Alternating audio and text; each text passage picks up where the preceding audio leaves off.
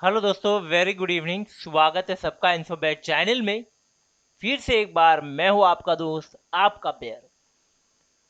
दोस्तों, पिछले कुछ दिनों से डीएचएफएल का केस चल रहा था और बाद में पिरामिड ग्रुप ने उसको टेक ओवर कर लिया और अपना जो एक प्लान होता है कंपनी को चलाने का, वो आगे रख दिया। रिस्ट्रक्चरिंग का हो या रिजोल्यूशन प्लान हो, वो रख दिया। उसे एनसीएलटी ने अप्रूवल भी दे दिया और अब ये इसके स्टॉक्स जो है वो ट्रेड होना बंद हो चुके हैं। अब ये कंपनी के टोटल स्टॉक्स जो है वो टी लिस्ट हो जाएंगे। जैसे मैंने अपने लास्ट वीडियो में भी आपको वेरी क्लियरली बताया था किस तरह से रिटेल इन्वेस्टर बर्बाद होते हैं। आज एक फिर सेम एग्जाम्पल अलग स्टोरी के साथ में आ चुका है। रिटेल इन्वेस्टर एक गलती कर देता है, हमेशा ये गलती कर देता है।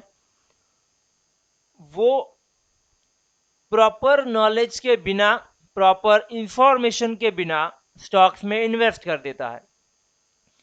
और जिस तरह के न्यूज़ आर्टिकल्स मैंने अभी पढ़े हैं, रिटेल इन्वेस्टर्स ने 5 लाख, 10 लाख, 4 लाख, 3 लाख, जितनी भी अमाउंट पॉसिबल हो सकती है डीएचएफएल में, डीएचएफएल के स्टॉक्स में डाली हुई है। स्टॉक्स कुछ ट्रेड कर रहा था 15 या 16 रुपए के आसपास। तो अगर आप इसमें 10-10 लाख रुपया डालोगे तो 10 लाख बहुत बड़ी अमाउंट हो जाती है दोस्तों।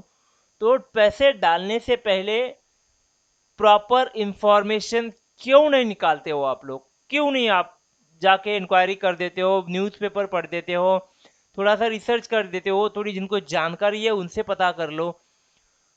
डीएचएफएल के स्टॉक में हमेशा की तरह रिटेलर इसलिए बर्बाद हुआ है क्योंकि उसे हमेशा लगता है कि यस बैंक खरीद लो तो बढ़ जाएगा, डीएचएफएल खरीद लो तो वो बढ़ेगा तो मैं करोड़पति बन जाऊंगा।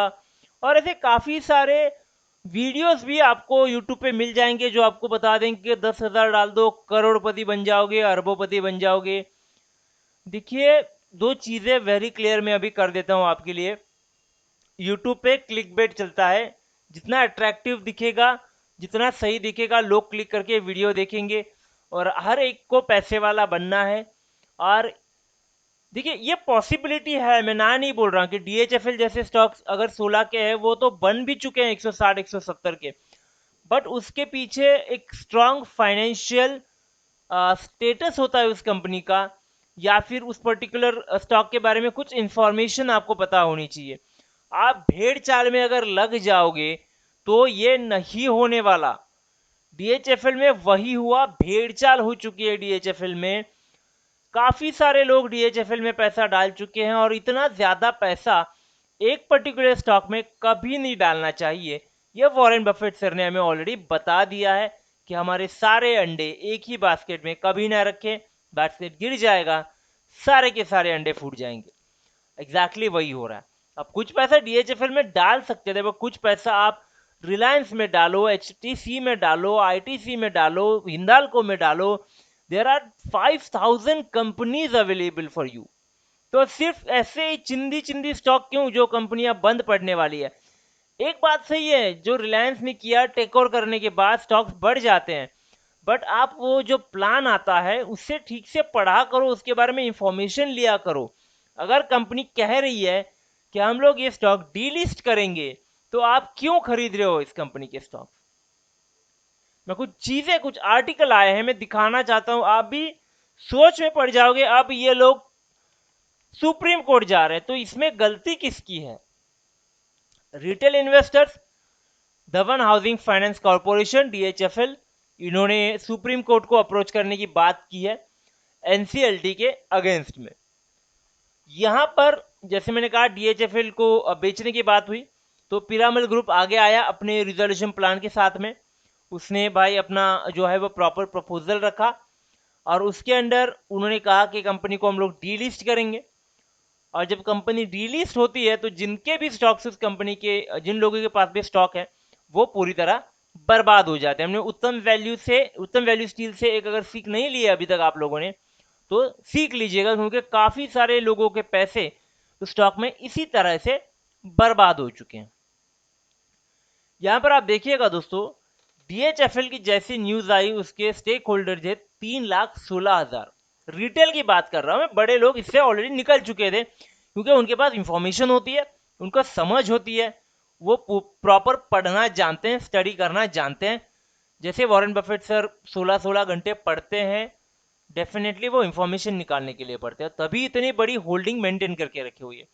3,16,000 इन्वेस्टर से ये 3,25,000 हो गए मार्च तक, यानी इतने सारे लोगों ने इसमें इन्वेस्टमेंट करना शुरू कर दिया। और जून 14 को ये डीलिस्ट हो गया एक्सचेंजेस में, इसमें ट्रेडिंग जो है वो रोक दी गई, यानी इसके बाद ना ही आप अपने स्टॉक बेच सकते हो, ना ही कोई स्टॉक इसे खरीद सकता है।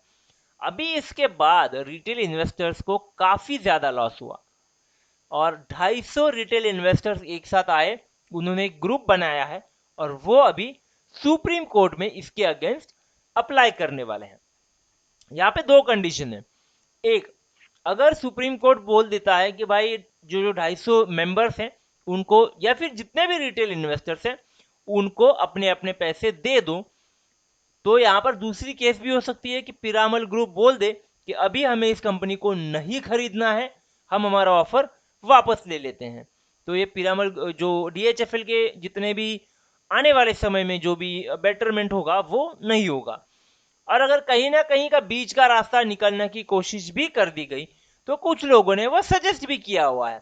जैसे डीएचएफएल के कुछ इन्वेस्टर हैं, उनका कहना है कि भाई डीएचएफएल का प्रोफाइल 1.05 ट्रिलियन का है, तो उसमें से अगर कुछ लोन या फिर कुछ असेट वैल्यू की बात कर रहा था, असेट वैल्यू 1.5 ट्रिलियन की है, लगभग 1.5 ट्रिलियन के आसपास। तो इतनी बड़ी कंपनी में अगर आप एक्चुअल वैल्यूएशन निकालोगे तो ये बहुत ज्यादा हो जाता है। और एक भाई साहब ने मुझे ये भी बोला गया, मैंने पढ़ा कहीं पे नीचे, कि इनका जो डेट है रिटेल इन्वेस्टर्स के ऊपर वो लगभग 40,000 करोड़ का है। तो उसमें से अगर आप 10% भी दे देते हो तो भी काफी बेहतर पैसा दे दिया जाता है।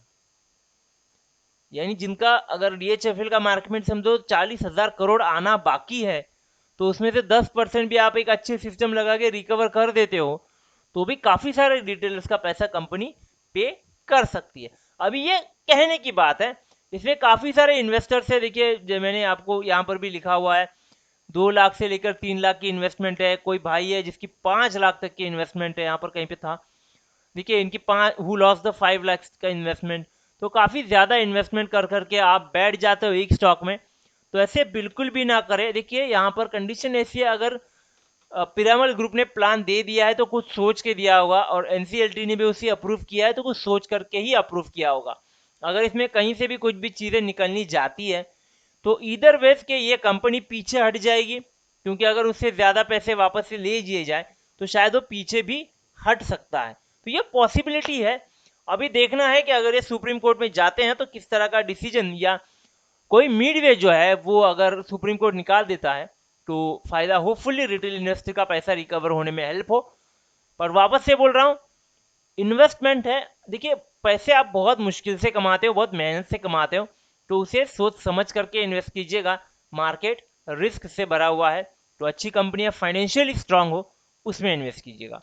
और वीडियो अच्छा लगा है तो लाइक जरूर कीजिएगा, दोस्तों के साथ शेयर जरूर कीजिएगा, चैनल को सब्सक्राइब जरूर कर लीजिएगा। चैनल का नाम है दोस्तों इन्फो बेयर, सब्सक्राइब करना बिल्कुल भी ना भूलिएगा, और बेल आइकन को जरूर क्लिक कीजिएगा ताकि हमारे ऐसे ऑसम वीडियोस जो है वो आपको हमेशा मिलते रहे। Thank you very much.